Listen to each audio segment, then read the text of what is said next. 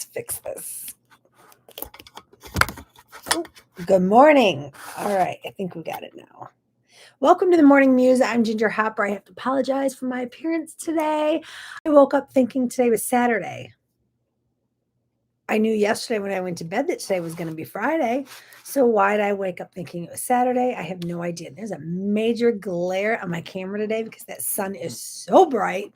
However, it's only in the 20s and there's a blanket of snow out there and it is just beautiful. It is freezing, but it is beautiful. And apparently they changed the weather. So tomorrow is going to be in the 30s also. And then the next day, 60. And winter is over. All the other days would be beautiful. Even my coffee's cold this morning. I don't even have hardly any latte left. And what is in there is cold. Haven't let the animals out yet. I have done nothing. I thought it was Saturday. So yesterday I was trying to work and I got so tired that I finally just said, I got to take a nap. Well, I laid down and everybody and their brother decided to text me as soon as I laid down. So I shut the volume off. Well, then I could hear the and with the bed not being in the bedroom, it was too light. I ended up not sleeping at all. So I made this ginormous, wonderful pineapple fajita dinner. And I sat in the chair and I fell asleep and I slept all night. I slept like 12 hours. So I'm good to go now. Everything is wonderful. However, because I slept so long, I thought it was Saturday and I decided to appear to you in my natural state. So today is a better version of you. That's what we're going to talk about, a better version of you.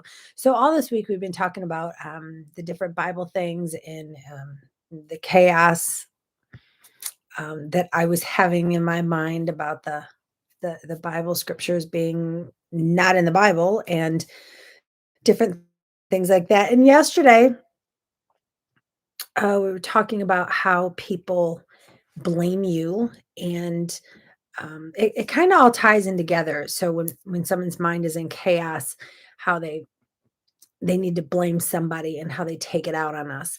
Well, today a better version of you. So if you are the one in the chaos, in the turmoil, in the one lashing out at people, you have two choices.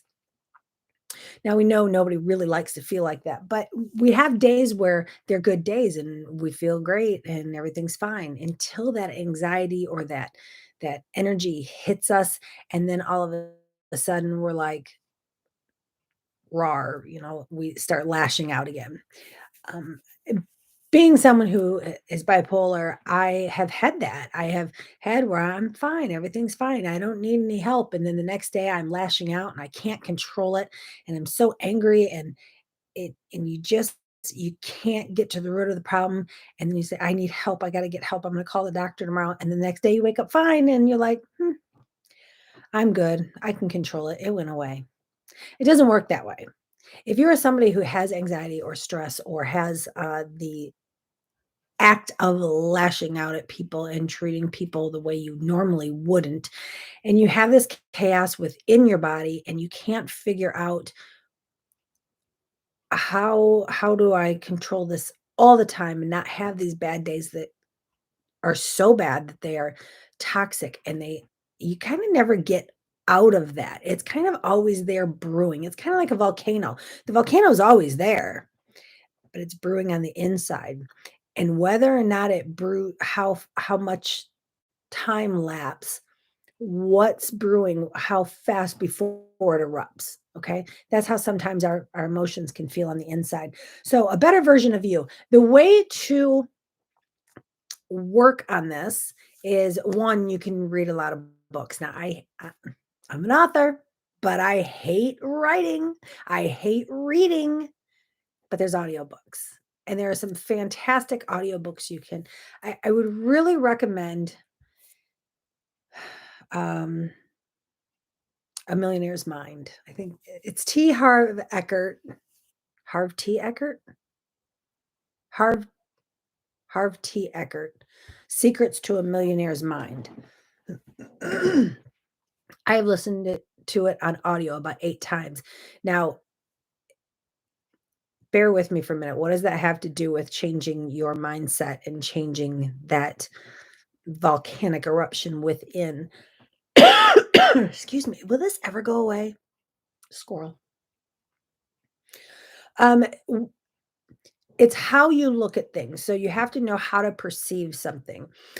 So even though the book is Secrets to a Millionaire's Mind, it's teaching you how millionaires think, how they do things, and it doesn't necessarily have to be a millionaire money. It has to be someone who has their life together. So it's how you look at it. Although he's talking about how to be successful, he also talks in the book, it doesn't have to be money. It can be how to be successful in your mind.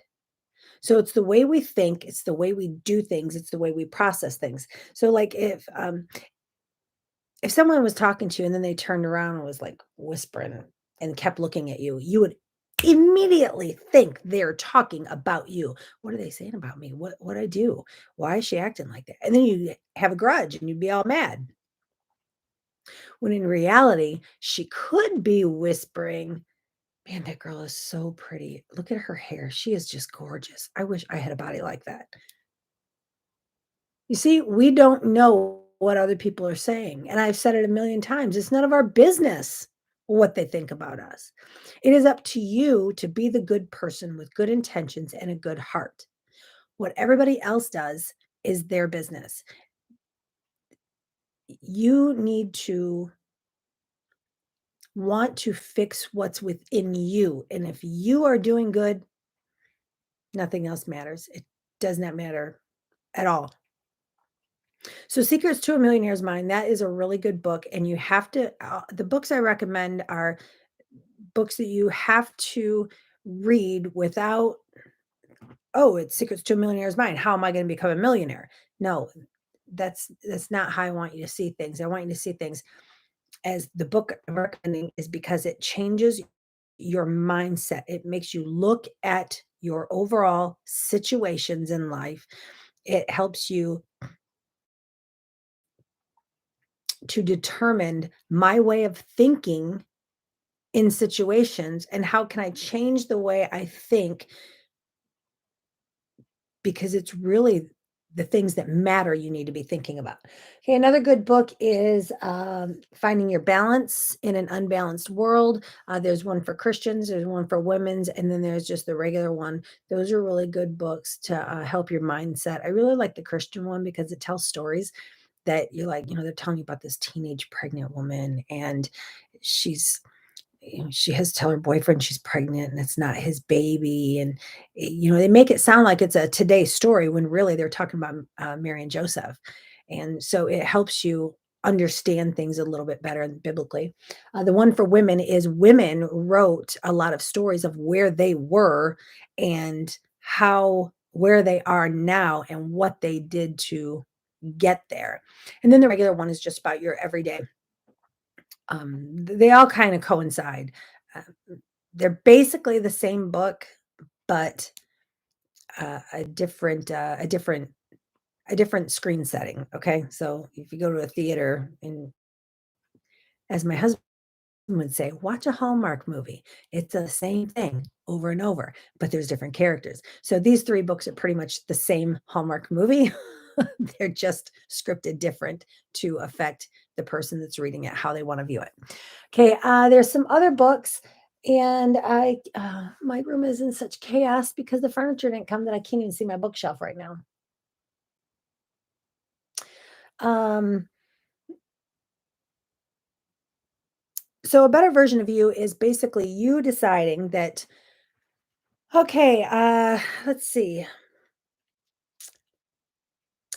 For example, yesterday I was telling you how they canceled my furniture delivery. Now it's coming tomorrow. And when they called me and said, "Hey, it's snowing, the road's really bad, we can't bring your furniture," I could have been like, "I paid for delivery. I've already waited 2 weeks for this. This is unacceptable. I want somebody on a sled bringing it out to my house.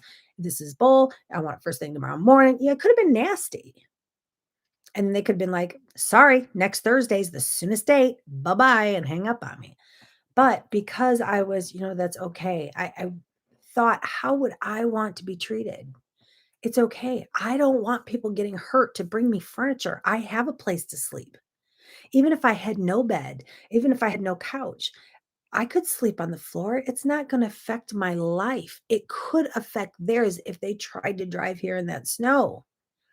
Okay. It's being gracious. It's being put yourself in the other person's shoes. Literally, I know it's an old cliche, but it's the truth. What if I was the one delivering the furniture and somebody was like that and I had to try to drive an hour and a half to my house, which then would have taken 3.5 hours to get to my house?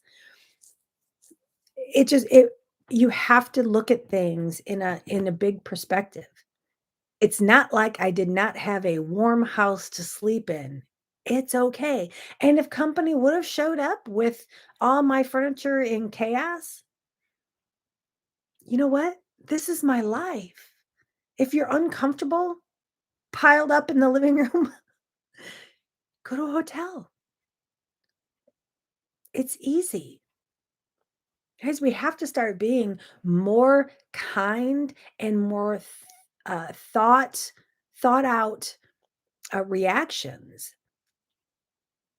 And when someone does something that hurts you or harms you or is rude to you and just punches you in the gut, not physically, but if this is happening to you, remove yourself from the situation. You've got to put up boundaries. You have to say, whoa, wait a minute. You don't come with me and live my life. You don't know who I am on the inside. You go ahead and stay over there. But this is who I am. This is how I run my life. I am going to be positive. I don't care if you want to be around me or not. It's okay. Because if I altered myself so that way you'd want to be around me, who's to say I'd even like you anyway? You know? I mean, I love you. I'll pray for you, but I don't like you.